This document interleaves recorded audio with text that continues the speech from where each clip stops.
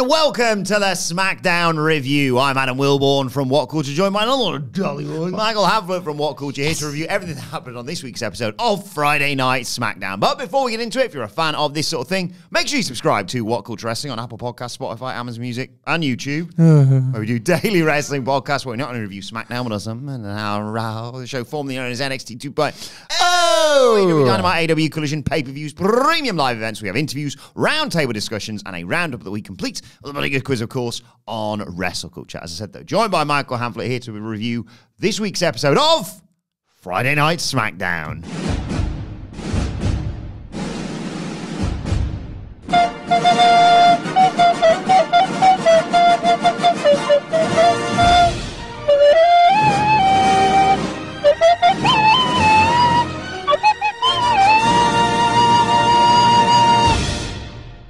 Should have said the season premiere episode of Friday Night SmackDown on the USA Network.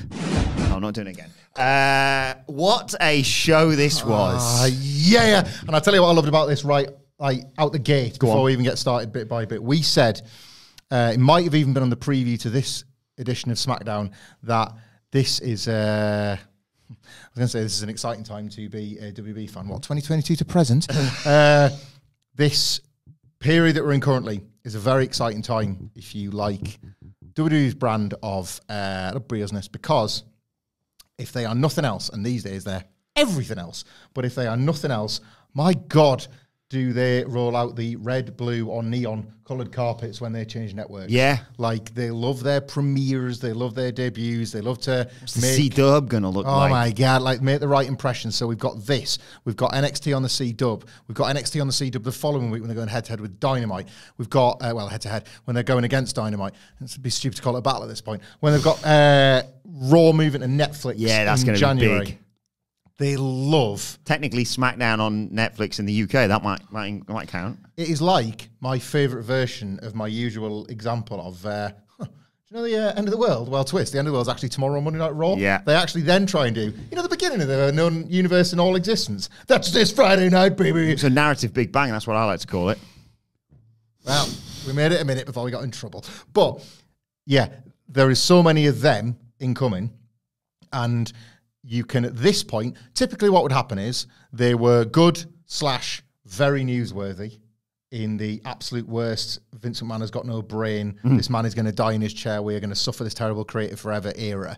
They were good in spite of themselves, because it would be just, oh, well, let's load it up with old wrestlers you like, or let's do something audacious, or we'll put the title on it, whatever. Like a card that you actually want to talk about when you almost never want to talk about our stuff.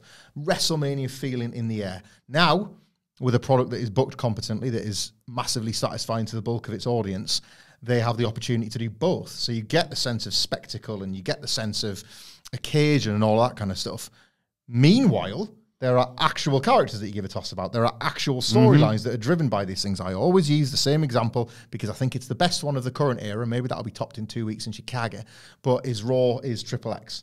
Yes. Not a premiere, but a celebratory occasion that we'd grown accustomed to expect fun, even if the show was trash. So it was like, oh, well, I don't know. But a burial of current stars. Yeah, Steve Austin's going to turn up, and you're going to hate how he's going to make your most recent favourite mid-card look like absolute trash. But the glass is going to break, and he's going to hit a stunner, so I guess I'll take it.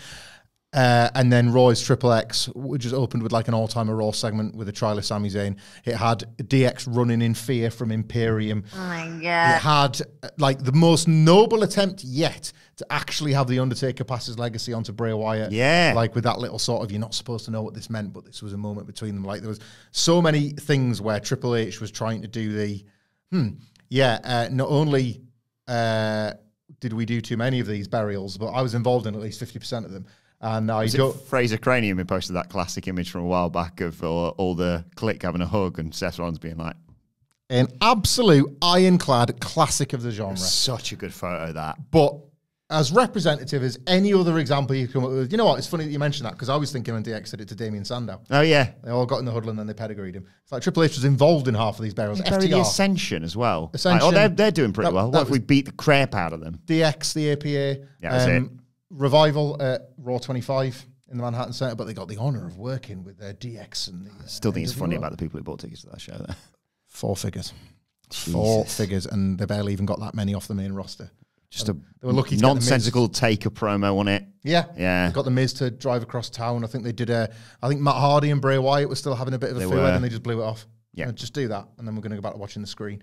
Like, so that was what these events were. But like we talked a lot about the SmackDown on Fox debut when we were previewing this, saying like, oh, what are your memories of it? And even that show was diabolical in spite of how much they loaded it full of stars. Mm-hmm.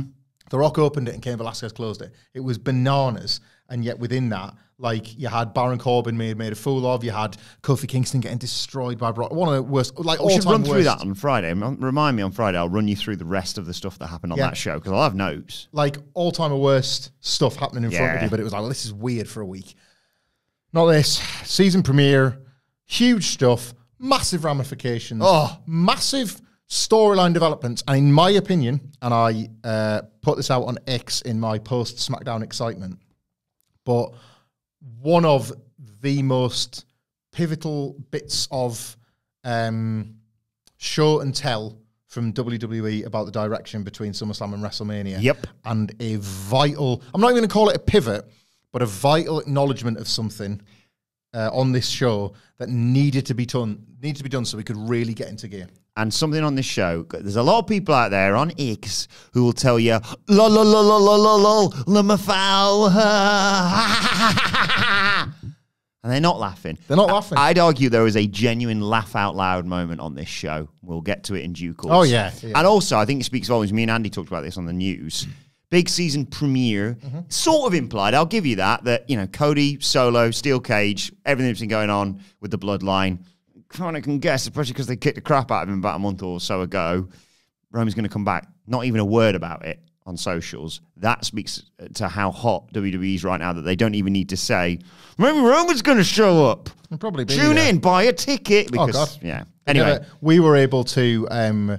he didn't turn up, but we were able to speculate that The Rock would be a surprise because twice in the last 12 months, they've actually used him as a surprise. Get well soon to Charlotte Flair as well. We speculated on her, but unfortunately, she's still suffering from the bloody torn ACL, MCL, and meniscus. Ugh. She was ahead of schedule in her recovery, but doesn't look like she's going to be back anytime soon. But fingers crossed. Best of luck to her in her recovery. But yeah, the show opens. New intro, new song, new logo. Never Play by Megan Thee Stallion featuring RM. Fresh. Good song, terrible logo. Yeah, I agree. Smack zone. But I can. Yeah, it's wrestling. You get used to everything. Like I've called a guy triple for 30 odd years. Yes. Life, whatever it is. Like I'll get used to it, but it's an ugly logo. It feels like, I don't know. I always get baffled whenever, not necessarily WWE, but like businesses reveal a new logo and then say, we spent $3.6 million on this. What? Yeah. Where? Nobody in a room anywhere at any point went, it looks a bit like an S rather than the D. It's kind of being overwhelmed. Like, nobody flagged that up. No. Or like how many tiers organizationally of people were just like sort of scared of their bosses for like, you know what, it's Friday. I just need to get it's 4:45. Yeah, it's probably fine. Sight unseen, that kind of thing. Yeah. Didn't like it. But out comes, Michael Cole introduces, of course he does. And then out comes Papa H. Paul Levesque obviously opens up the show. Huge reaction for him, naturally. Yep. So it seems like yesterday he went one-on-one with the great one, The Rock, on the first SmackDown. And now here we are 25 years later. God, we're old. No better place, though, than Seattle, Washington. No better way to start it off than with the undisputed WWE Championship. He does the whole, are you ready? Welcomes everyone to SmackDown. And then they do pyro as the steel cage is lowered. That's how I like my wrestling. Yeah, he likes the War Games presentation of the cage, doesn't he? It's not like Triple H to want a bit of the attention on a big night for WWE. Deserves it, to be honest. Bookended the show, didn't he? Some might say. Yes. Executive producer. There to take credit at the beginning and the end. No Lee fitting at the start, though. No Lee fitting, and but a fitting way to start the show. The best in a business. Can we, Phil Chambers, I don't mind, like, hardest working, most vital cog in the WhatCulture machine, IMO, it doesn't work Mondays, but may indeed get this up despite that. Yes. We don't know this for definite, but he might. If you are watching, Phil, you most definitely will not be, but this is a fun test. Can we have a little graphic flashing up as Wilbourn does his closing bit, right? It says executive producers Adam Wilbourn, Michael Hamflett. Or because Phil legitimately probably won't get a chance to do that. Brian. Should we do a nice freeze frame shot pose, for it? yeah. You know, like the be right back sort of for it. Or the newscasters. Laugh, chat. There we go. Yeah, we'll do that at the end for you, Brian. Thank you as always. Lower the lights a bit. So we get a video package setting up, obviously, Cody and Solo. Out they both come, huge reactions. Steel cage match, undisputed WWE Championship. Cody's in control early, because of course he is. Hits that drop punch of his twice. Rotated a bulldog and ran Sikoa into the cage like 4 times in a row, basically. Then he runs at Solo, but Solo backdrops him into the cage and hits a hip attack. He also hit a flying headbutt as Cody's draped upside down in the corner. At some point during all this, Cody got busted open. Only slightly, but a nice bit of a shock of red in that blonde hair of his. Yeah. Sikoa went for another flying headbutt, but Cody moved. Tried to climb the cage, but Sikoa cut him off. Threw him into the side of the cage, followed that up with some more headbutts. Cody went for a disaster kick, but Sikoa caught him and sent him to the cage a few more times, lifting him up for a powerbomb, but Cody climbed up the cage, and arguably in defense of earlier on, when he thought, it's a bit of a bitch move to just try and climb out of there, he used the climbing of the cage to jump off and hit a Cody cutter. So in his defense, maybe that's what he was setting up for earlier on. He got a 2 count out of that. He goes up top, goes to climb the cage again. Sikoa grabs his boot, pulls him back down, starts climbing himself. Cody climbs, they fight to the top. Cody rams his head onto the top of the cage, tries to go over, but Sikoa stops him and vertical suplexes him all the way down. Rough old landing for both of them. He covers Cody, gets a 2 count. Cody fires back up, slaps Sikoa. Sikoa hits a couple of those rock bottom spinning solos for near fall. Sets up for the Samoan spike, but Cody blocks it. Fired back up again. Disaster kick. Cody caught it. He gets a 2 count. Cody sets up a crossroads. Sikoa counters for a hip attack, a Samoan drop, and a splash from the top rope for a great 2 count there. Follows that up with another hip attack, but it's in the corner where the cage door is, and Cody almost just flops out, basically. Sikoa grabs him, lifts him up, but Cody counters into a crossroads, another 2 count. Cody climbs the cage, gets to the top, looks back down. Huge crossbody on Solo for 2. Asks him to open the cage door. Always loved this spot. Climbs through. Normally it's the heel on the babyface on the heel, but it's the other way around here. Goes to go through the door, but Sikoa slams it in his face. Lots more door stuff to come, by the way. Oh my God. Sikoa went for a Samoan spike, but Cody counters that, hits a crossroads, 1, 2, 3. I used this, or paraphrase anyway, this turn of phrase on, I think it was the Raw review last week, so I'll try not to make a habit out of this, because I don't want it to sound like I'm being generous towards something that isn't like God tier stuff. This wasn't a perfect match, but it was a match that was perfect. Like, it wasn't the greatest contest you've ever seen. It was of all the things it could be, it was none of them the greatest. So it was neither Cody Rhodes' best match as champion. It was not the best cage match ever. It was actually the best Cody and Solo match I think I've ever seen. Substantially better than the last one, anyway.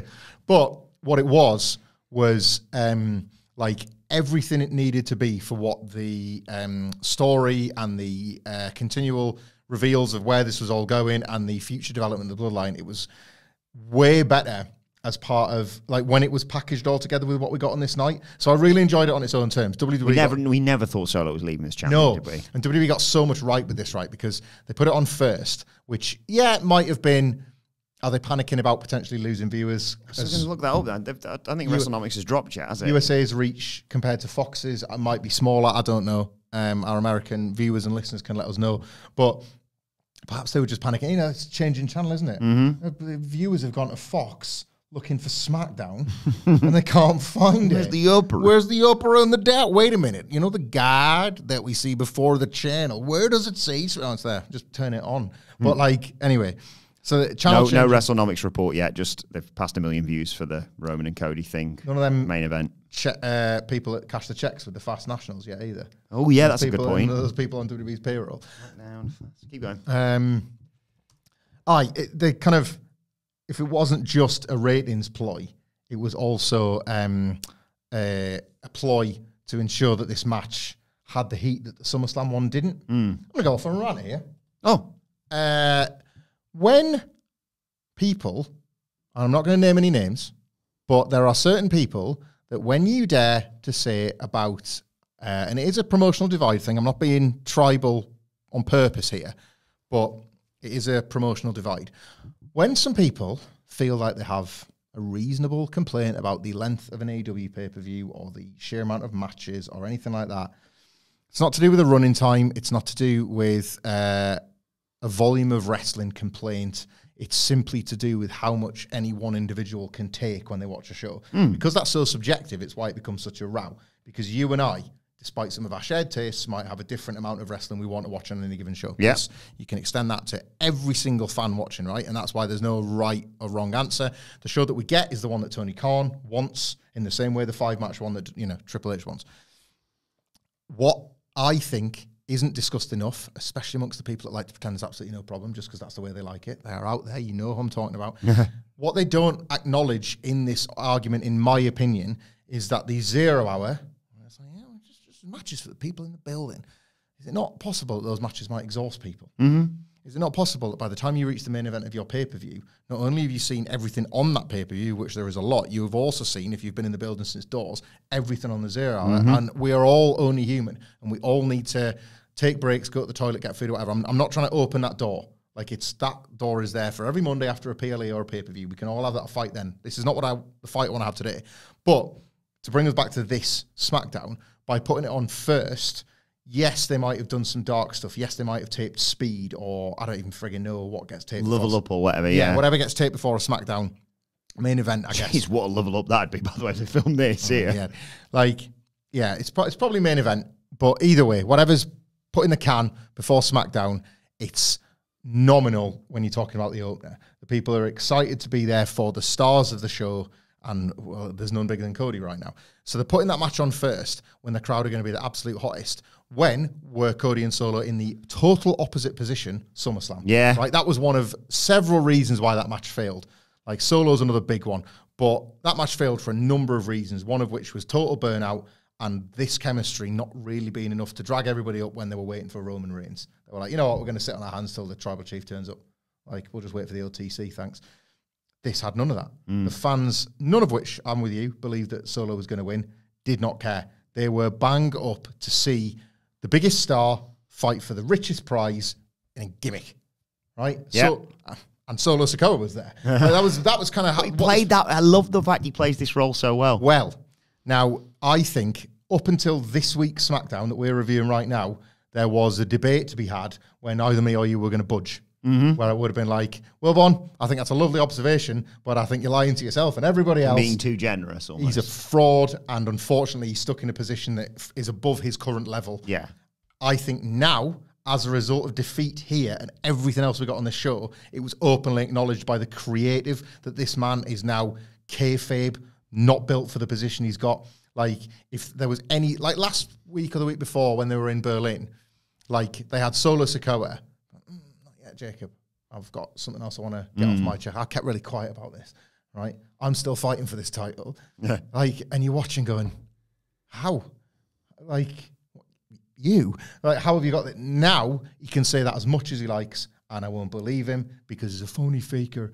And even in the booking of how that, so Cody Rhodes survives the spinning Solo, is able to push back on the very same Samoan spike that cost him at WrestleMania 39. Cody's got an answer for everything Solo Sikoa brings to the table in a cage setting where he's been bloodied up.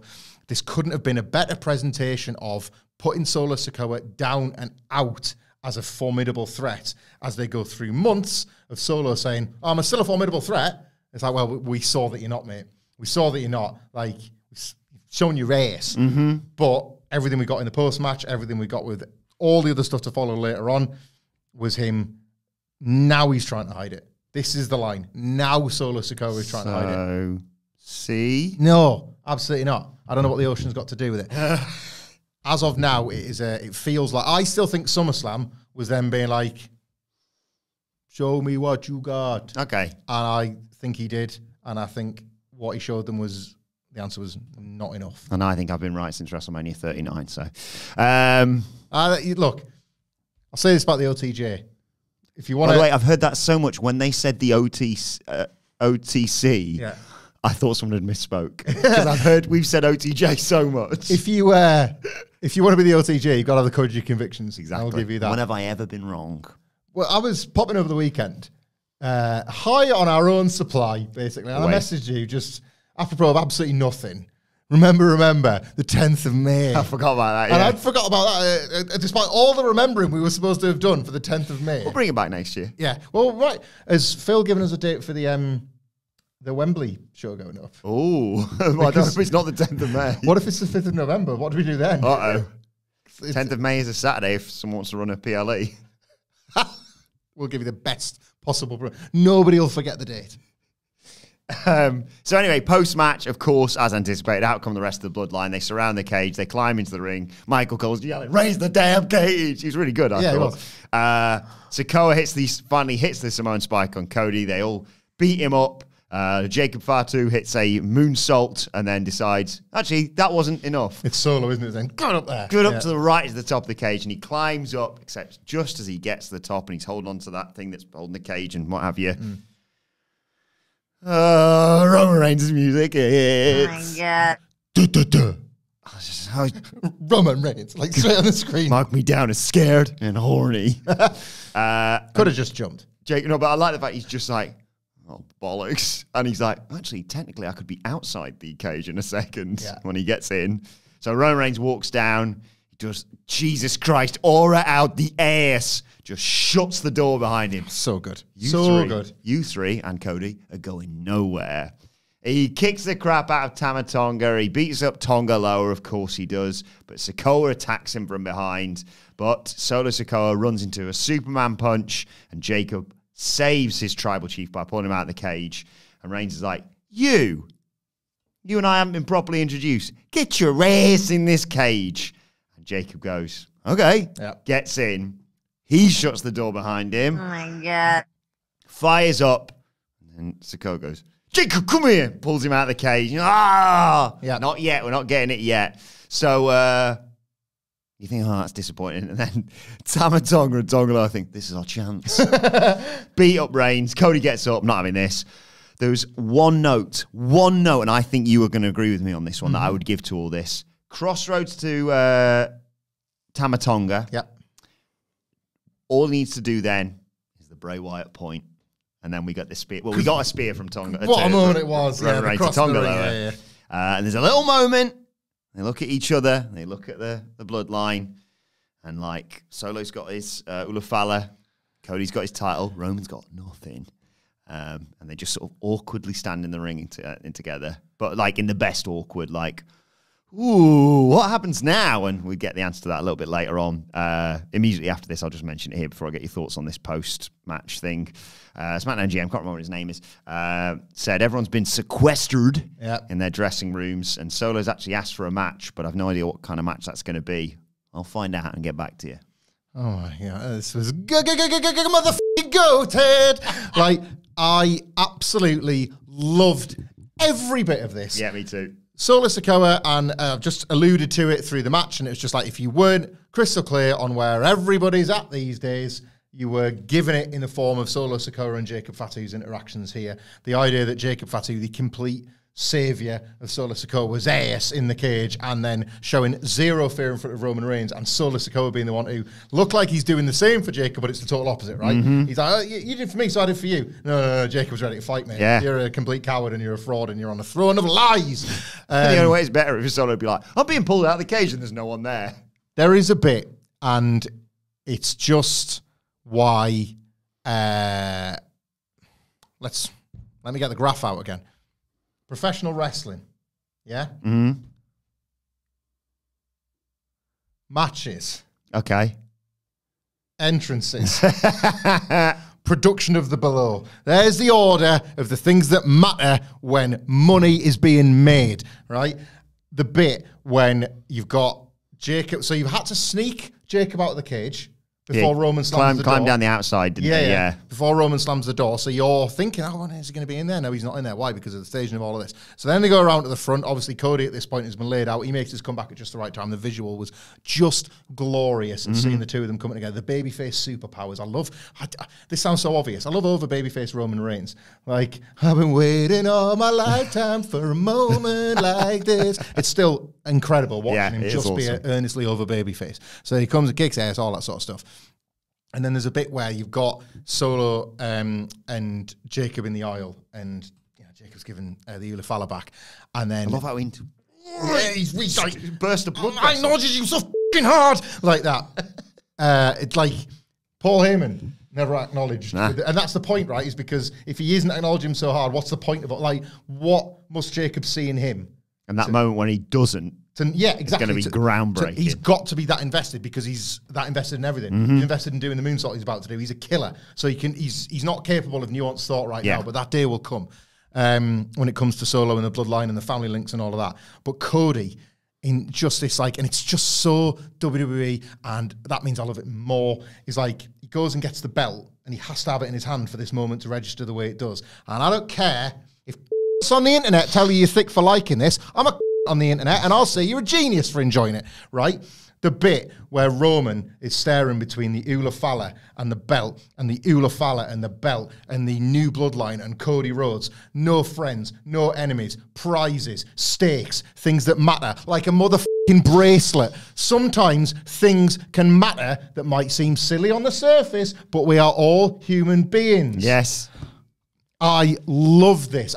There's an even better one in the main event segment that I can't wait to talk about. An even better, you're only 5 years old if you get these references because I paid in 100-foot high letters. Well, you know what else is 100-foot? My goddamn cack when I watch this sort of stuff. Because it is simply the reason I watch this stuff is for moments like the bookending stuff for the big stories on this show is, for me, what it's all about. Absolutely. I'm just just love wrestling. It was just really bad for 20 years, all right? 20 years.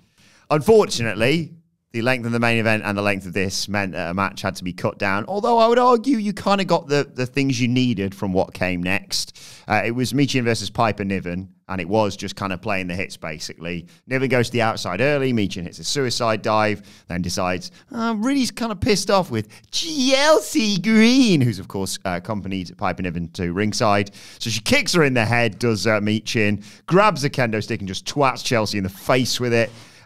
Niven comes back, obviously, because Michin's disregarded her for a bit, hits a dive onto Michin, chucks her back in, goes to the second rope, but Michin cuts her off, belly to back suplex, eat defeat, 1, 2, 3, but unfortunately post-match, Chelsea Green dives in there, and the two of them beat up Michin, whose ribs have had a really rough few weeks. Yeah. This time she gets the unpretty her, getting hit onto a trash can. Apparently there's some sort of dumpster fight or something being teased. I read somewhere. Let me look this up.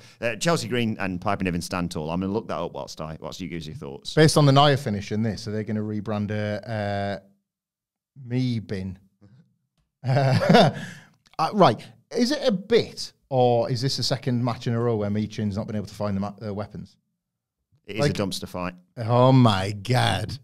Oh, Bird Person's got engaged. Good for her.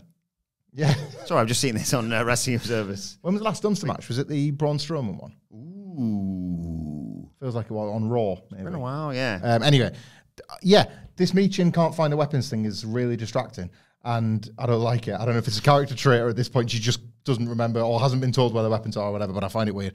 Yeah, the thing is about this match getting cut, and I've just put over the opening stuff as if I would have taken 2 hours of this single segment. I would have done, but we are absolutely in AEW territory. Like all the stuff that we've been critical of. I want Ladies' Night to die when we do the Dynamite preview and review, because I want to see that what I think has happened in 2024 is AEW's ability to have 3 or 4 women's matches, 3 or 4 women's programs, should I say, that all deserve spots on pay-per-views. Yes. That all have title ramifications, even if they're not 4 titles. Like Willow and Stat should be seen as the sort of the justification of all of the work that's being put into this division. And it's not just about 2 matches on Dynamite. It's about the sort of the real meat of booking being done. And it's not really being done here. And if it is, if they are trying to tell a bit of a bigger story of Michin, like what does she do next? How does she go on from comprehensively losing her title match? Cut time on something else. Like, I really loved something we're going to talk about later with the men's tag. But they are massive stars. And halve the time that the heels have got heat on the baby face before you do the really fun hot tag, and nobody's going to mind. Yeah. Nobody's going to feel like these women need the time more and don't default. And this is what's happened with WWE under Triple H. The work might be seen as better. The moves might be executed with a bit more crispness than, say, the poor women that were sent out there with 3 weeks of bump class for Diva Search and being like, right, go out there. Yeah. Go out there and do a mud match this week, and then we want you to do a 6-minute Ironman match the next. Like, they were given no chance to win. Yes, these wrestlers are credible wrestlers, and they're not necessarily booked as divas, but too often, I think the mindset is that of the diva mentality. Oh, we need to cut time. We'll send the women out. And their story's getting cut for time. Tough titty, said the kitty. I just think it's not on. I think that's fair. We get some photos taking us through the history of SmackDown. RVD's in the crowd. Vicky Guerrero's in the crowd. Gunther and Ludwig Kaiser are also in the crowd. And Buddha at the building. Yeah. This was something I absolutely loved next because we all knew what was coming. It's Grayson Bloody Waller, Austin Theory, Eitan Dan Under versus Kevin Owens and his mystery partner. So out come Eitan Dan Under. Out comes Kevin Owens, who kind of sheepishly goes, "This, ladies and gentlemen, is my mystery partner." And things have gotten so bad under what they call Def Rebel that some music hit, and I thought, ooh, I really should know who that is. And I love him now, by the way. Oh, he's become a meme. Ricky is Kevin Owens. Who the hell's that guy? Just some bald guy with a hairy chest and some trunks on. Do you know how you've incorporated it into your introductions for Piper Niven's friend Chelsea Green and Gunther's sidekick Ludwig Kaiser? Do you think, and I might be asking you for an impression on the spot, Samantha Irvin could embody that of Bianca from EastEnders? Ricky! Thank you very much. We didn't even plan that. I just had a good feeling about that. Yeah. So it's just some guy, Theory and Waller are laughing at them. What was his name again? Ricky! Thank you. He gets a chant, and he goes like, "He's not really my first choice, I'll be honest, but he's fair play to him. He stepped up." Yeah. And they're going to ring the bell, and then some producer or someone yells to Kev and says, "Just get in my ear. He's made." He said the original plan. His partner had travel issues. Yeah. But the producer he's made it, and this is a bit I laughed at, right? Because Kevin Owens, he's great. I love Kevin Owens, obviously. Kevin Owens turns around and says, he gets a mic so everyone can hear, obviously, because I've packed out the goddamn rafters. Yep. He says, "He's here. Hey, Reggie, no offense. Stunning to you. See you later." This was also helped by the fact if you watch the clip on the post. Yeah. Well, if you haven't, I'm not even going to say what happens in it. Watch the bit with Ricky, Randy Orton, and Kevin Owens. Very good. Where they're like, Ricky. Hey. You all right? Go party with him. Sounds like a party you'd like to go to. Hell yeah. Yeah.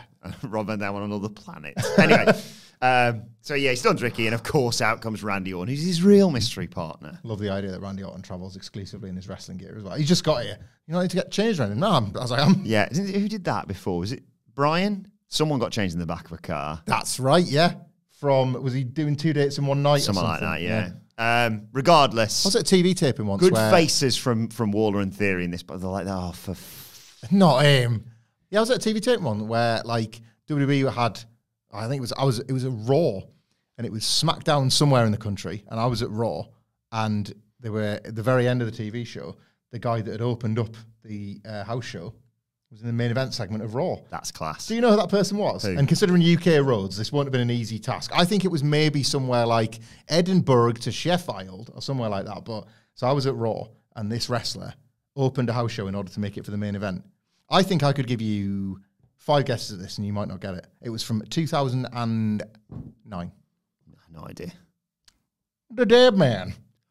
What a worker. Works the house show, respects your business, arrives in full gear on the closing moments of a Monday Night Raw to build up. Do you remember that Madison Square Garden tag where it was DX and it was like John Cena needed a partner? I got a a partner. It's a Dead Man. It was like, all right, Great. Yeah, okay. He turned up at the main event. People went nuts for it. Absolutely ballistic. He's supposed to be in Edinburgh. I don't know why we're American now, but yeah. It was it was quite a moment. I wasn't asked. That was a Damn Man. They don't learn Eitan Down Under. They Waller back suplexed Owens onto the commentary table and did a Randy Orton pose. I thought that's going to come back and haunt you. Yeah. And then after a break, Waller set up to superplex Kevin Owens from the top. And as Corey Grace pointed out, doesn't work that. It's not a good idea. Owens knocks Waller down. Same thing to Theory as well as they're fighting on the top rope. Swanton. But he keeps trying to get to the tag. They keep thwarting him. Orton gets yanked off the apron just as Owens gets to him. But after being isolated in the heels corner, Owens fights out of it, rolls outside, runs around, dives back in the ring, and tags Randy Orton. It was genius, that. Love this. If you've never been to a live wrestling show, it's like if you've ever been to any TV show or anything like that, anywhere where something's recorded, maybe even this studio, like there is a certain magic that cameras like just add size and scale and everything. I am actually 10 stone in real life. It's like a Friends gag, isn't it? How many cameras are actually on you? And it is, you go to the first impression, as weird as this sounds, when you get to like a live wrestling show, is the ring's quite small. Mm-hmm. And the biggest immersion breaker, I think, is in a tag match. I will say you get used to it incredibly quickly. Yeah, it plays a trick on you because wrestlers are geniuses. And that's when we talk about footwork and when we talk about positioning and like how they use their body. Timing, breaking up pinfalls, etc. Super remarkable, probably underrated when you watch on television because of the way you expect things to go. In the building, it's a different story. So if you've never experienced that, your first shot of the ring is like, oh my God, it's the ring. And they always have like the single spotlight on or whatever. But you are a bit struck by how 20 by 20 is not actually that big. And it's often had even smaller ones at WCPW sometimes, yeah. Often in comparison to like a big arena, but an indie show, say if it's like a 16 by 16, even smaller.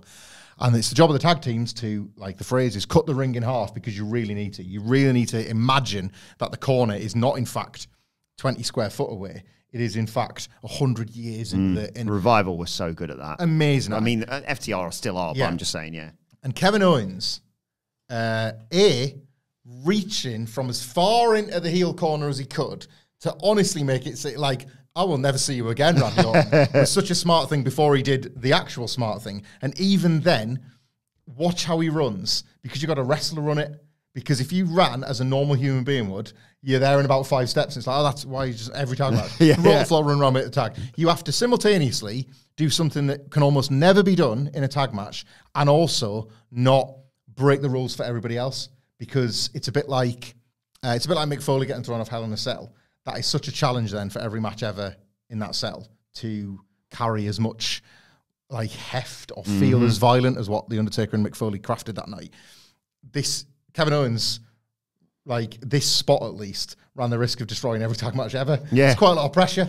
Like, you've got to make this look like it's almost as big a struggle, but it's also quite like Jeff Jarrett tapped the head at the same time, and he just nailed it. And you goddamn for a fact know that A-Town Down Under are going to try this move, and it's like not going to work out. Like, what the babyface is going to be on the floor, wham, clothesline the head off. Like, it's set up for like a Braun Strowman cut off down the line, that sort of thing. Kevin Owens might try it again, and just he was the best at taking the Strowman Express bump, wasn't he?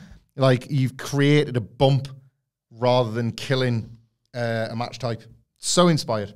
So he gets the hot tag to Orton. Sorry, the match doesn't even know it was good. Back suplex onto the commentary table for both Theory and Waller, and then Owens and Orton do stereo hanging DDTs. One of A-Town Down Under gets an RKO, one gets a stunner. Orton pins Waller 1, 2, 3. Yeah. Like, I just, it was a pain to put over the spot. The match was a lot of fun. Crowd went a banana for Orton and Kevin Owens back together. Could we see the turn on Owens before we see the turn on Cody? I was thinking they do like a trios match. There's something. And there's Cody and Kev. Yay! Cody, I'm going to go and sign some things with the fans. No worries, I'll just party with Kevin in the ring. Die.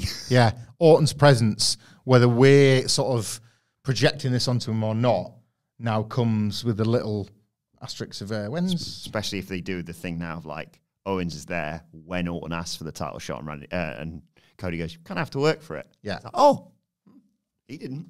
Funny. Guess I'll have to kill him to get to you. It feels like the air has changed a little bit. And then it's not as like, oh, Cody, how do you not see this coming? Because he's not been betrayed. Yeah. We'll see. The SmackDown GM announced that, Jesus, I thought we were getting nothing against a singles match. I thought we were just getting Jacob Fatu in a singles match at Bad Blood. Instead, SmackDown, and we all know where this is going. Yep. SmackDown GM, forget what his name is, announces that Solo has challenged Cody and Roman to a tag match at Bad Blood. Oh my God. With Solo and Jacob Fatu. And Cody walks in And I thought, oh no, we're not getting it now for an hour. Cody says, quite rightly, I'm done with the Bloodline. Bloodline's Roman Reigns' problem. I'm not signing that contract. I'm not getting involved. Fair enough to Cody. I'll say this, right? This had me going two ways. Number one, all right, something's going to kind of force him to do the right thing here. And then the other bit of me was a bit like, Jimmy Uso! I thought that as well. Like the, yeah. But. We see more photos from classic SmackDowns. Booker T and Sharmella there. Sheamus, Michael Hayes. And then we see a video.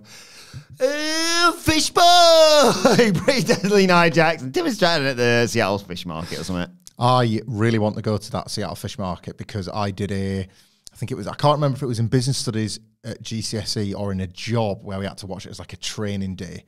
But that fish market was used as like a, do you want to see how teamwork is really great in business, guys? We've gone to the Seattle Fish Market and they're just going, fish! And they're hoying fish around. It's like, I need a 50-pound bass, I don't know, whatever. And like they just launch it. Oh my God. Have you seen it? Like, if you go on YouTube, you watch like hundreds of like videos. It's famous, this thing. I'll have to watch this. It's one of them proper things where like it's famous because I've heard of it. Yeah. But like it's this big deal. So I did see this and I popped a little bit. And I want to go to Seattle, not just for Fraser stuff. Thank you, Brian, for the Fraser studio. And to Fraser Cranium, we clocked a situation where we got distracted so much with our own distractions that I didn't get to put over how I wish I could live in the Fraser studio because it just looks so cozy and comfy. We got talking about your radio past again. Rose's bit with all the 8 tracks in the background just looks like the past was better. Yeah, dead now and all that. All digital. Yeah, that feeling. Did you ever have that clunk click of a cartridge ever? Never. Looked nice. All digital. Maybe like a backup CD in case the complete power goes out. Like Oasis on or something. Yes. Or if you don't talk for 30 seconds, someone's going to kick in. You're going to get real trouble. Yeah, the station manager will be listening. Just nip for a luger on this song. I'm going to be fired. I thought I was playing Bohemian Rhapsody long. Yeah. So hate, or previously did in my old job, hate songs that go like, bam, and you're like, oh, Jesus Christ, it stopped. Oh, that's fine. What was before the fish, please? Photos of SmackDown, Booker T, Sharmell, Sheamus, Michael P.S. Hayes. Want to shout out our friends at the Wrestle Me podcast who tweeted over the weekend a reference that I feel like I've heard them say before, but it popped me all over again. Michael Hayes looks like when they try and dress E.T. up as a human. So true. He wears that to like weddings. It was the combination of how his hair creates simultaneously human hair and like a sheet over his head to disguise that we can sneak in Michael Hayes in. You have nailed that. What are you wearing to the wedding? Bum bag, probably. Yeah, if anything. Right. Neon snooker player, maybe. Now it is time for the Queen. Queen Nia comes out, goes to cut a promo saying, I was just thinking, I returned to WWE a year ago. And every locker room woman since has realised why I'm the irresistible force. So I was just thinking. Just been talking. Everyone's saying it. I thought I'd best come out and like share my thoughts. Won Queen of the Ring. Easy. Won the WWE Women's Championship. Even easier, actually. Mm-hmm. Every woman in the locker room fears me. The SmackDown GM, I can't remember what his name is. She did say that. Said, I've got to defend the title of Bad Blood. I don't know who it is, don't care. I'll annihilate them just like I did Michin and Bailey. Surprise, Bailey's here. Did like ding dong, you idiot. Yeah, there was a bit of that, wasn't there? There was a bit of Bailey, like she kept like laughing at her own jokes. Patter, where's this been? Yeah, are they trying to like make Patter Pam a babyface character, or are they like imbibing her with a bit of heel snark? I don't know, but I'm well into this match this week. Stuff. We'll try and save some of this as a preview. Yeah, actually, yeah. There's a lot to it, isn't there? I've given away what I thought my answer was, and then I thought, oh God, no, actually that doesn't. Anyway, it doesn't matter. There's 4 women in it. There's 4 scenarios. I think I have the correct answer. Okay, but maybe it doesn't work. Maybe it's a load of bollocks. Join us on Friday. What a teaser! Crowd are chanting for Bailey. I liked Bailey's line as well.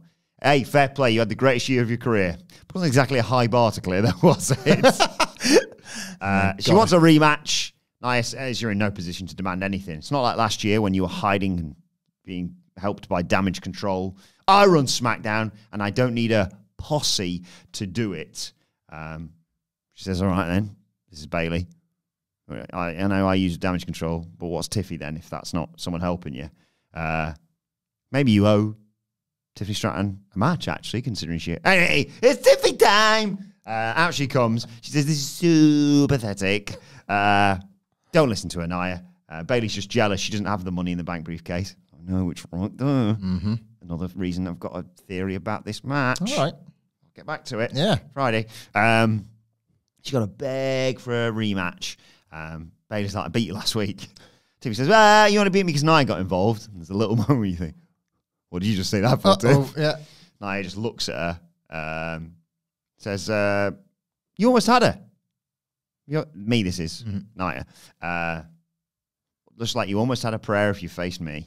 They're about to beat her down when out comes Naomi to make the save in some very cool sunglasses. Yes. Love them.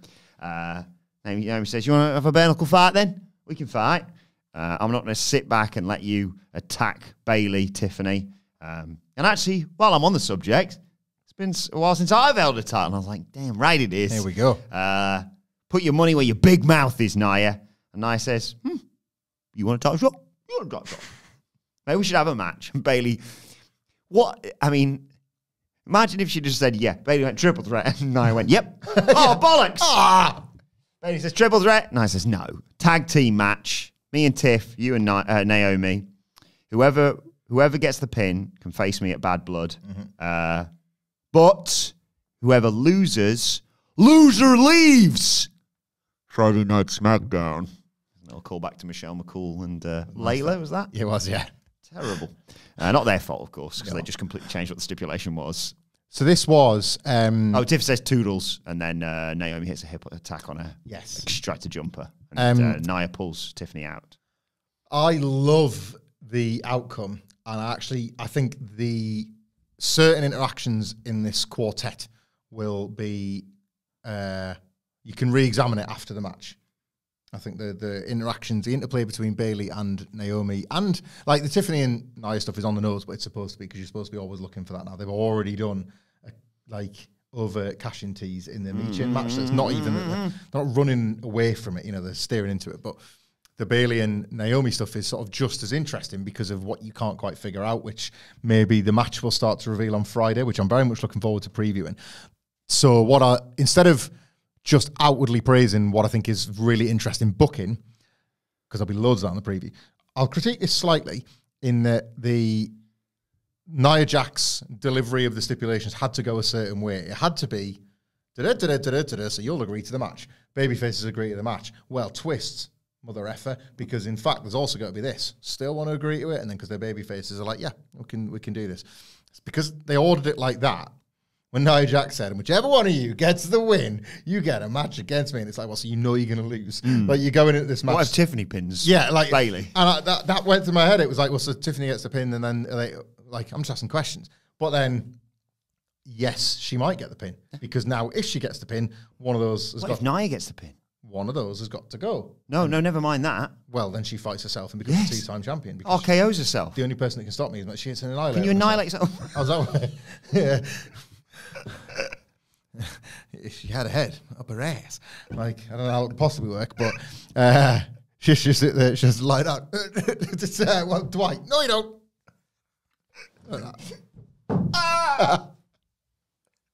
You look pretty stupid now.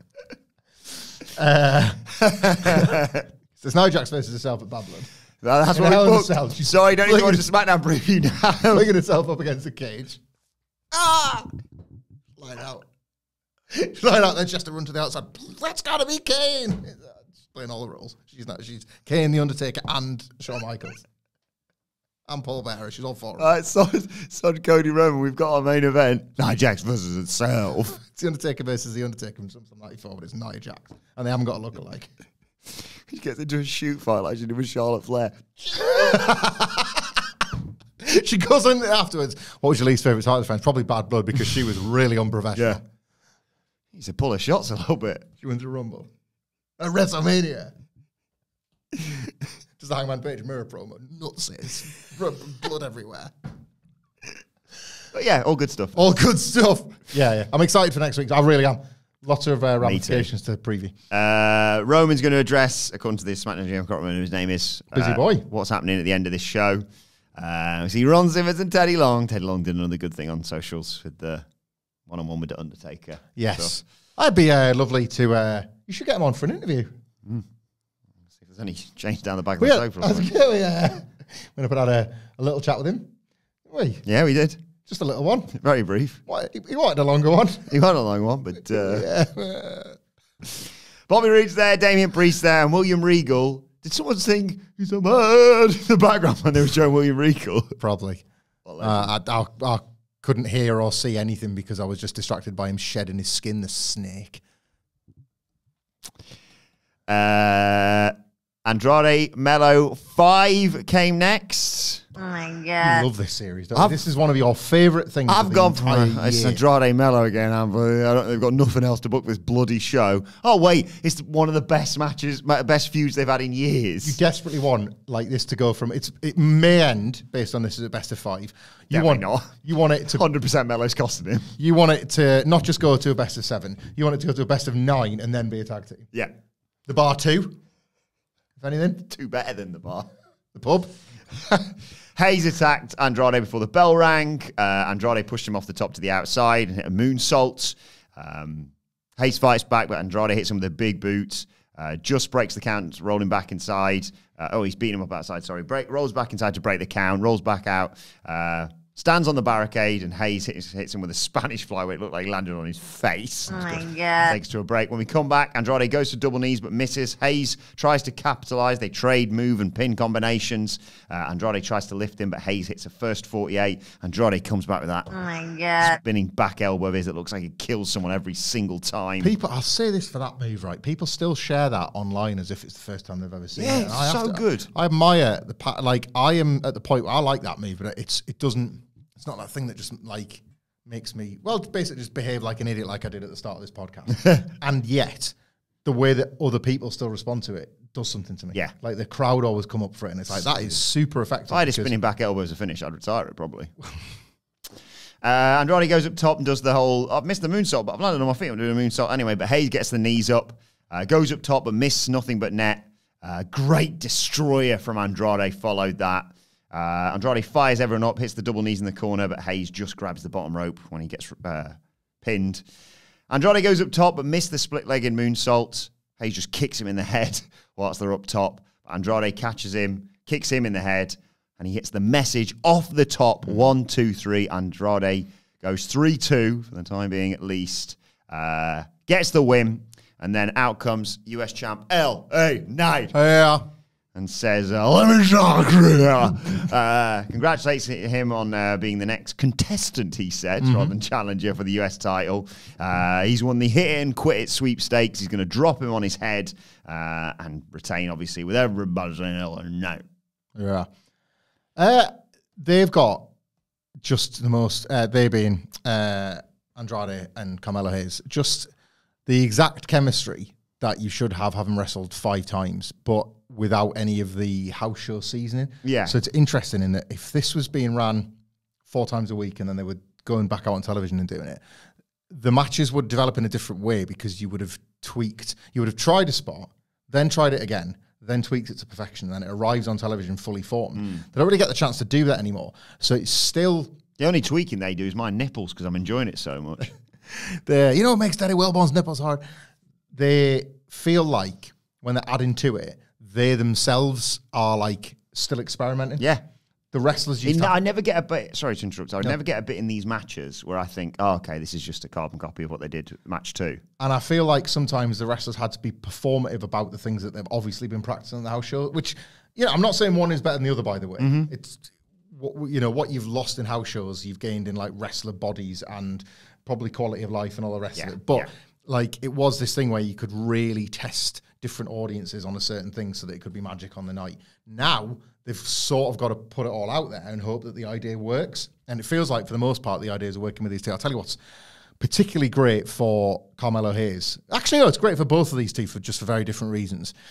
One of the things in our job about like covering wrestling and covering a lot of similar feeling wrestling or covering, like I don't think my strength necessarily is in being able to sit and tell people like why your move hurts more. I've never taken a bump in my life or anything, right? But like I'll invest in the stories between the wrestlers. I'll invest in the silliest of premises. Ultimately, if they can make a believer out of me on the night, they buy it, I will buy it. That's always my rule. these two have bought into this from the very beginning. Yep. I have bought into it as a result. And Andrade looked lost at sea on the main roster before it.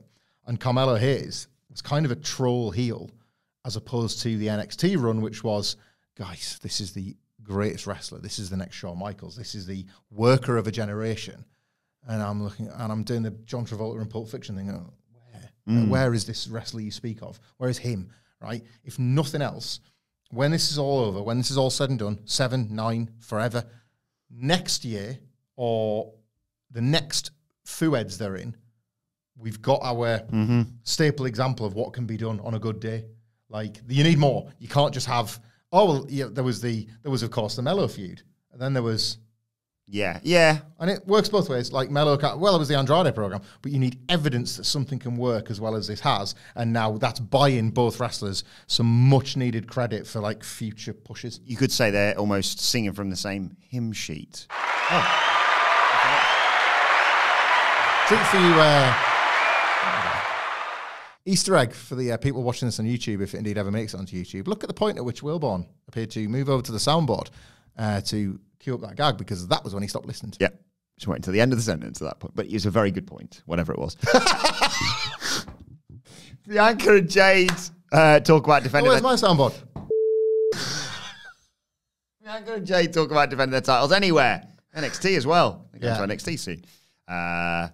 Whoever wants it, come and get it, basically, they're saying. And then for a split second, I thought, oh my God. It's all your dreams, all your Christmases and birthdays, yeah. Because they are confronted by Queen Nia and Timmy Stratton, who says, yeah, what happened to Naomi? Nothing yet. But she sticks our bloody nose in our business and can kick race. But you're both in Queen of the Ring. Stay out of my business. And I want to see this match. What is it with the booking of the tag division at the moment? This is twice now where they've you got the tag team champions, Bianca and Jade. They're like, well, we're ready for anybody. And then it was the Unholy Union winning the shot on Raw. And the booking was like, out of the way, you damaged Katara's coming. Look at these two. And then you're like, well, I know that they're going to beat the Unholy Union then. And then you've got this Nia and Tiffany tag match. Out of the way, Bailey and Naomi, because this is good. That's twice you've done that now. Yeah. But I kind of want to watch it too. Yeah, you've sort of got me here a little bit. We've won the tag titles now. Yay, clobber. Cash in, please. Well, what if Nia... That's never happened, has it? Someone's cashed in on their tag team partner whilst they're the champions to win the singles belt. It's never happened, but Shawn Michaels did turn on John Cena to get another title shot. Cena and, what was the coffee drinking boy called? Atunga. Yeah, they win the tag titles champions, briefly. Yeah. I'll kick everyone's ass, David. You sit there and drink some goddamn coffee. You know what they could do here? So made them feel so cheap as well. Who cares? I'll lose the tag titles. I don't give a f***. David Atunga. The Austin Theory. It's in She-Hulk, David Atunga, randomly. Yeah. I've watched it, obviously, but... I saw a trailer at the weekend for a Marvel-esque looking movie or a DC-esque looking movie. I don't know which one. Which one's the Hulk in? Is he Marvel? Yes. Marvel. Yeah, he's a Marvel guy. And it was for another superhero film incoming. Might have been a new Captain America, maybe. And the Hulk is red. Oh, I did see this, yeah. Why is it red? I think he's been on holiday or something and forgot to put cream on. Hulk secretly ginger. That cruise, right, as COVID was becoming... And if you're just listening, by the way, I'm allowed to say that because I'm ginger. That's right. So. Yeah, what about if... I don't know why I thought Red Hulk there. What about if Nia says, because she's wise to Tiffany's whole deal, I'll tell you what, you could give your briefcase up for the tag belts, couldn't you? She's like, yeah, good call. Well, that's dumb. If you don't use your thing to cash in for a world title, that's dumb. Isn't it, Austin Theory? I won the US title out of it. It was being defended in open challenges every single goddamn week, Austin. And you didn't win it. And you didn't win it, actually. Yeah, good point. Right, main event time. Yeah. Tribal Chief comes out. Everyone in the goddamn arena sticks their finger in the air. You see the timing of you just see the crowd building behind me at a live show, honestly. We must have been watching. The SmackDown There is absolutely no slow build with you and Raw. I've been there. You are out of a cannon out your... Well, you've got another fight. Okay. I always have to contain myself from popping because it's just people. It's awesome. I did it for the last 2.5 minutes of the Drew McIntyre match in Cardiff. I was so behind the Roman Reigns project. Yeah. Cody is at home and his tit has fallen off and nothing gets in the way of the WrestleMania 30. Oh, God. Yeah. SmackDown GM's there too. I can't remember his bloody name. He's been there all night and we still haven't been able. A lot of people have been asking about this lately. And like the simple, I think Matt Reigns. Yes, my he best did. Mate, I just found it funny and it was a pun. He came in, I've got something big. Like when I tweeted the other day, I've got a big announcement. People are like, come on, what are we doing here? Yeah, Last time you did this, it was It's Spring by Tony Schiavone. The more we put something over, the absolute worse the gag is going to get. However, my big announcement was I'm on Cameo now. That is a good announcement. Cameo.com/Adam Wilbourn. Got my first booking yesterday. Have you? I will get back to them. I'm excited because I want to. I'm not just going to. They've just asked me something. No, I want some deets. Give me some deets. I agree with that, yeah. I'm also available on Cameo. Don't book it through the app, though, because Apple takes money from it, I've discovered. Just really? Book Cameo.com. Ah, there you go. Desktopcameo.com. Now that I can beg for your cash for cameos again, seeing as you were all very generous, those that sponsored me for my yeah, well done on that. Half-marathon hike with my mum yesterday. We've raised a ton of money over our targets. Thank you very much to anybody that's watching this or listening to this. Good work. Shared and donated. Very grateful. Like your new glasses as well. Thank you very much. Aloise is a fan. Really? Yeah. That's good. I wasn't. Do you know why I got them? Other than the fact, because I put this on Twitter, I lost them, respecting the business. They remained at Wembley Stadium somewhere, flew off my head when Jeff Jarrett arrived. I don't know. They're gone forever. And this makes sense to me. I guess there's like people choose them for style, but there's less to them. They're transparent. They were the cheapest in the shop. And I wear them for watching TV, respecting the business. I wear them for going to the match or going to the wrestling, respecting the business. Or ideally the cinema just takes it from standard definition to high definition, basically. I can't see jack without my glasses. Like, it turned out I got in a little bit of trouble off the eye doctor because they were like, do you realise it's been 6 years since your last eye test? I hate when you get bollocked for that. I was like, well, it's been 6 years since I lost my glasses, thanks. So, like, in fact, no, I've never lost my glasses. So can I instead have a lollipop for lasting 6 years before I lost any? But no, like, it's been 6 years. Like, we really need you back every 2 years. One eye test later. Oh, your prescription's identical. Is it now? Well, I'll take my apology. Thank you very much. Exactly. Let me write down in very, very tiny letters, apologise, and then you can read it with your glasses. Mr. Hamflett, we got a problem. All you're seeing is wall-to-wall fed. Got out into the glasses. You can read out the letters, please. W, E, W, E. Somebody running out to those are actually the letters on the chart. And it's like, those are smaller than, like, nobody with a naked eye has seen those letters before. How's he doing this? Like, W, E, greater than logo, A, E, W. Poo emoji. Nobody's ever seen this. That poo emoji, like, it's basically like we've seen Earth from space. How's he done this? No, I went out into the front and I just felt really bad for the woman trying to upsell me on the 16 different things. Yeah. Like, I got some bad news here. My prescription's the same as 6 years ago, and then you come with the telly, £30, please. Yeah. Like, I need to get out of the shop as quick as possible before I make some stupid calls, like sunglasses that match my prescription. I could basically nick microphones glasses and see the same through them as these, like, 60, 70 quid is. It's, I've got reverse Ewan Sige eyes. Pretty much, Jesus said when the glasses come off, it's just... I don't like it. I don't like it. Yeah. I don't like seeing you without your glasses. I don't think it's weird. Right. Take your phones off. Oh, God, no. Sorry, Mike. There we go.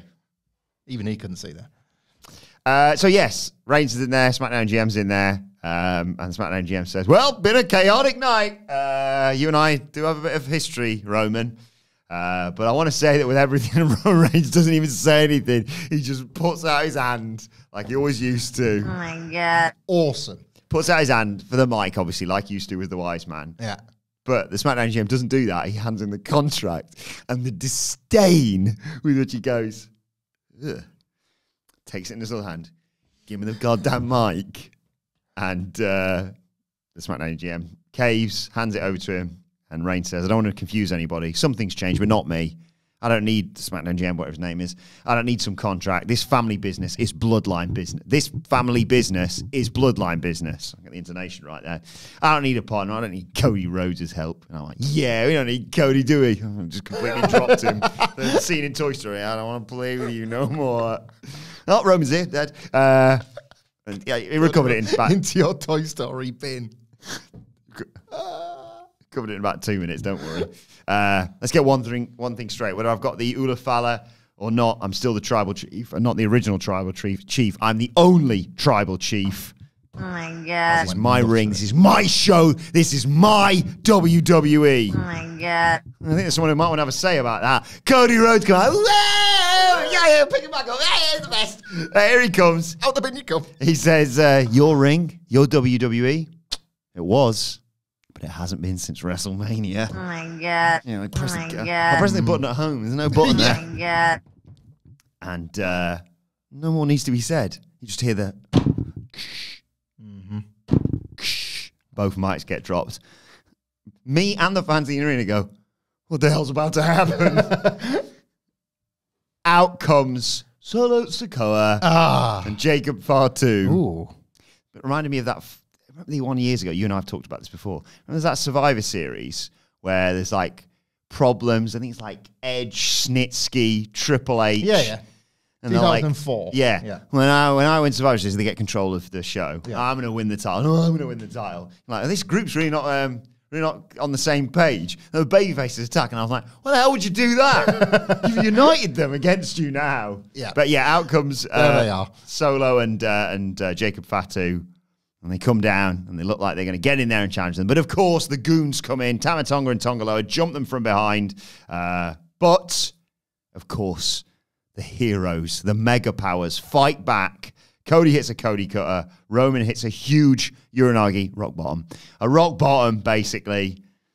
And they look at each other. And I thought, well, there's the perfect ending to the show. That was too early because Roman grabs the contract, stares at Solo, signs it. I thought, well, that's all well and good. We've been told earlier, Cody's out of this bloodline business. Roman looks at Cody out the corner of his eye. And Cody puts his hand out. Oh my God. Like Roman did, wise man. Roman gives him the contract. He's not childish, doesn't chuck it on the floor or anything like that. Imagine that on a SmackDown. Someone trying to exchange something with the recognised champion. Cody signs the contract. The match is set for Bad Blood. A massive match added to that stacked card already. Neither Cody or Roman look happy about this, but they are tagging against Solo Sikoa and against Jacob Fatu. And you've got executive producers Paul Heyman and Lee Fitting to thank for it. That's how they close out the first SmackDown on the USA Network. Just take that for me.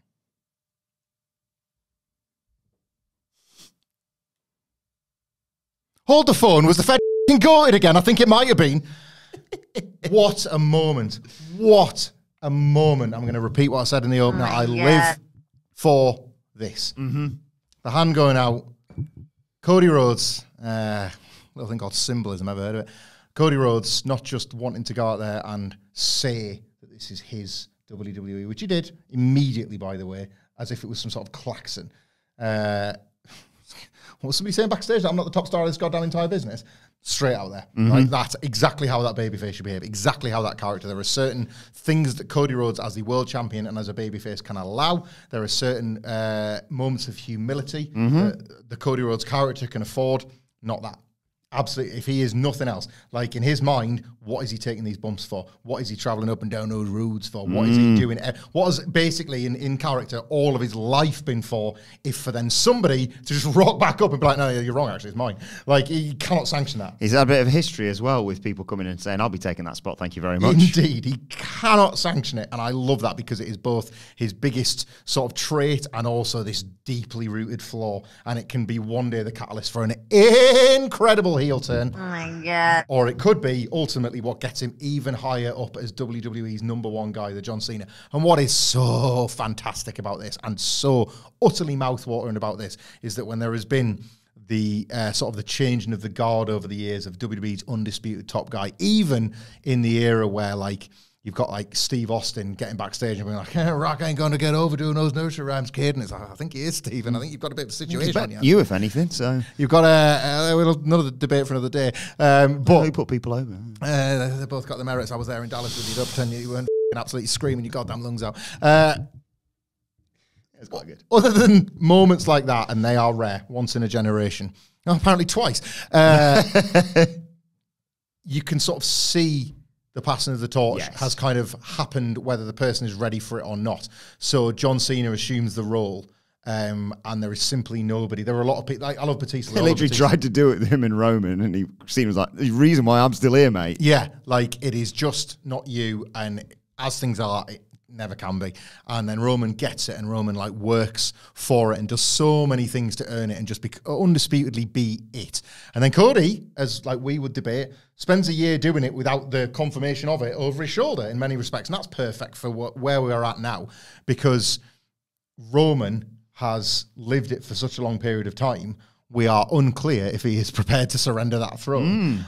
And that's as a shoot, brother. That's not just what you're watching play out on SmackDown.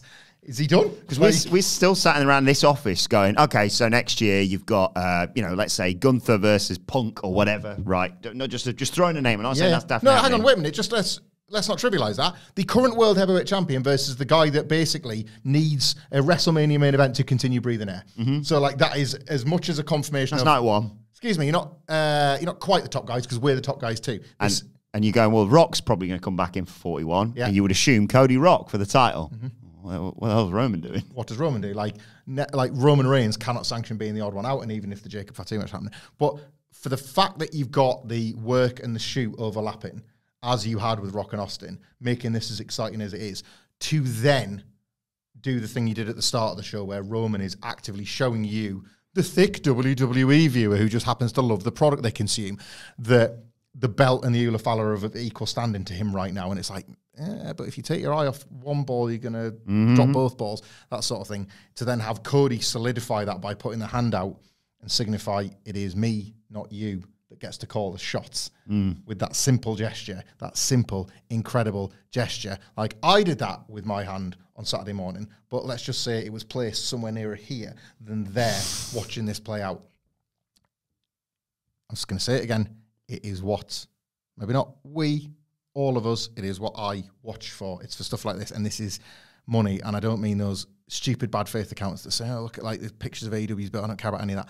Like, this is the real because this is, when Jerry Jarrett passed away, and everybody lionized that fantastic personal issues draw money, he was right. Personal issues draw money. Believe it, these are personal issues, because this is absolutely a storyline-driven chase for the world title and all that represents. But what does that represent? It represents being the very top guy during WWE's hottest period in 20 years. And these two want this in real life just as much as they want the piece of tin, as Shawn Michaels called it, that signifies that spot. As real feeling as it gets as a personal issue, that, surprise, is drawing money. And the visual of Cody, and I put this side by side with the Punk call back to the grave when he did the 2 count thing, right? Those visuals have got to be earned. You can do things, and then any account, any drain-damaging account can put 2 images together with a cry laugh emoji and pretend something is goated cinema poetry, right? But you actually have to earn them when they resonate. You actually have to earn them when they draw tickets, buy rates, ratings. And that's why that discourse matters. Not because you put bad faith account, not because some people think that Brandon Thurston isn't one of the best in the industry or that WrestleTix don't do a good job. It's nothing to do with that. It's to do with the reason people have bought those tickets, the reason people buy the shirts and the pay-per-views, whatever. The reason people spend money and the reason people invest emotionally is because of stuff like this. That's why personal issues draw money. And believe me, the placement of that title and the position that means is as personal an issue as it gets between the 2 men that close that SmackDown. This is the f***ing good. What way to end the show? Let us know your thoughts on that and everything we've discussed in the comment section or on X at WhatCulture WWE. Watch, they can follow both of us. Follow Michael Hamflett at... I'm not sure I was in this one today. At Michael Hamflett. Follow me at Adam Wilbourn. Follow us all at WhatCulture WWE. As I said, make sure you subscribe to WhatCulture Wrestling, wherever you get your podcast from, for daily wrestling podcasts. The Raw preview is available right now. I mean, Sid, you're coming your way later on today to review AEW Collision. But for now, this has been the SmackDown review. My thanks to Michael Hamflett. Thank you for joining us, and we will see you soon.